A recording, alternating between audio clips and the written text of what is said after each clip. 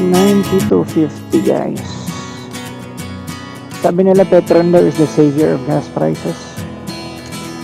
I don't feel saved sa 92.50. 92.50 Petron. We find ways. Charing.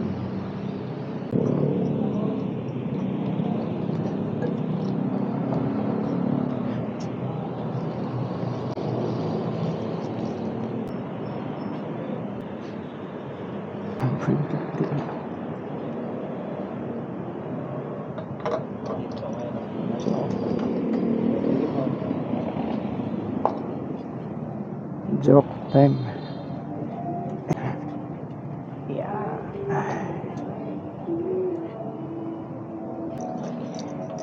Mali, 95 ang litro. Yung 90 to 50 ang lady data yun eh. I don't feel safe, Petron.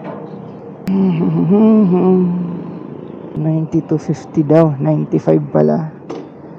Fake news. Mali lang ako ng tingin.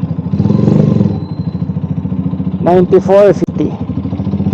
94.50. Ang ko ba?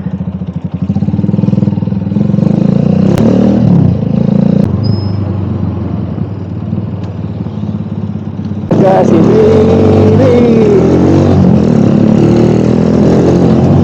alam ko bawal yun eh. Nang kasi yung baby. Baka naman malapit lang, pero bawal pa rin eh. Good morning guys. Another beautiful day up on the SOF. Ngayon lang tayo nakapag-vlog ulit kasi gumagana na ang ating microphone phone. Turns out kala ko yung microphone yung sira. Adapter lang pala. So nakatipid tayo. Woo! Ang saya mag-motor. Pero alam nyo guys, hindi masaya. Presyo ng gasolina 95 Petron per liter. Yung dati kong 100 a day, 150 na ngayon. Woohoo! Let's go Petron! Kaya yun guys, iniisip ko lang no, kung naka-big bike ka na, inline 4, inline 5, inline 6, 7, 8, 9, 10, kumusta ang gas nyo guys? Kasi ako nga eh, inline 1 lang, umaaray na rin ako. Depende lang siguro sa inyong purchasing power. Kahit yung scooter ko, ganun pa rin eh. So ramdam talaga natin yung pagyera ni Trump. Eh, tayo magpaubusan ng gas at ma-resolve na ang ating Middle Eastern conflicts kasi malapit na akong bumili ng e-bike. So bali, speaking of gastusin sa gas guys, nag-iisipan na natin para tayo makakatipid. Kasi ako, kinumpute ko rin eh, kung magkukommute ako, same lang yung gastos ko sa 150 eh. Difference is yung oras. And actually, apektado din naman lahat kasi magtataas din yung pamasahe, mga bilihin. So in short, magmumotor pa rin ako. Yes! Woohoo! The convenience na may sarili kang sasakyan at yung motor pa is lusot-lusutan, so saves time. So practical pa rin magmotor. Kaya paano pa tayo makakasave? Siguro gisingan na lang natin ng maaga kung papunta tayo sa somewhere para hindi tayo harurot ng harurot, makatipid tayo sa gas. Tapos nakatulong din tayo pressure para hindi, siguro lagpasan natin ng konti sa above normal yung tire pressure natin. Baka lang makatulong sa takbo, especially pag nakabuelo na tayo. So that might help.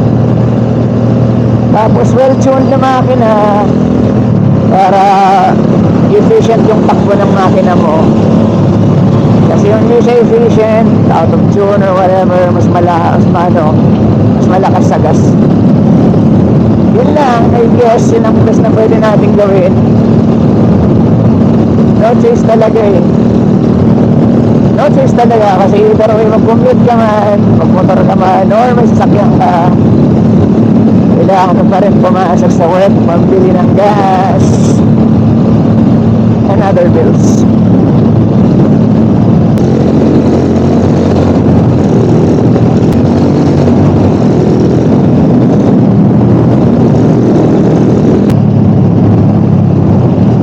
Huwag gumarurot para makatipid sa gas.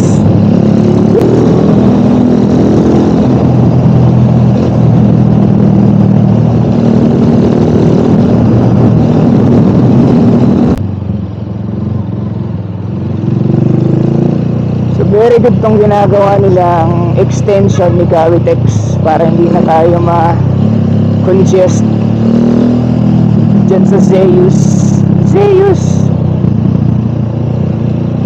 Fun fact sa mga di nakakaalam, Zeus is actually Zeus. I think alam naman ng lahat yan. Nasabi ko lang. Zeus gasoline station, formerly gasoline station, ngayon wala na. Pero dahil Filipino tayo, ikaw ay si Zeus.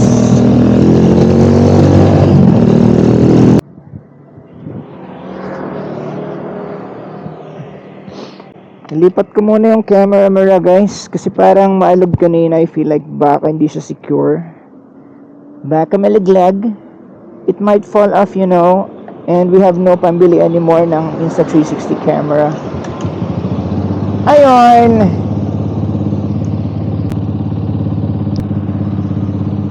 back to regular programming.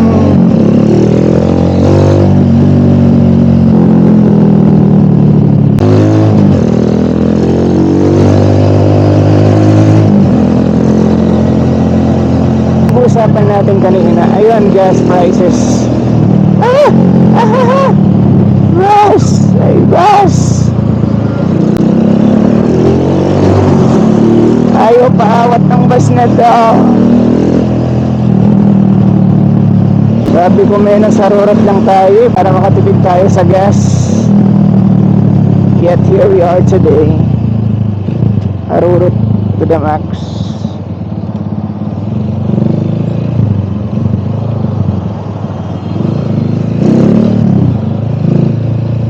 Harurot to the max.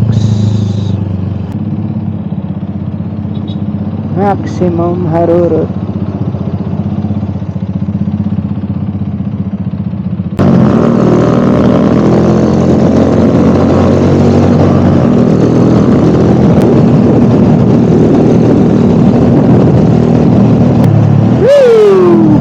Ang saya magmotor.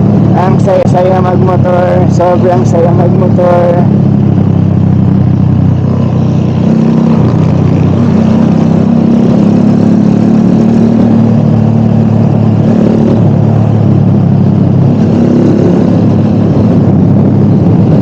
Lakois, I'm sorry but it's red. Naabutan ka. Lako naman, boilado na tayo eh.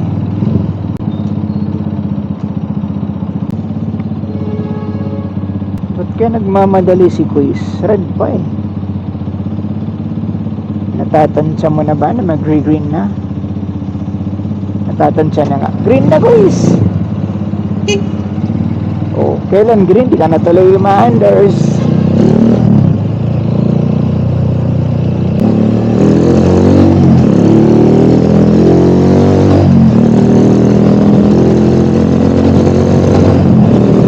Guys, anyway, kung nanonood lang kayo ng video ko, dito usually nagtatapos ang ating mga jobits. So dito ko na rin tatapusin ko today. Ross Boulevard Dreaming, let's go.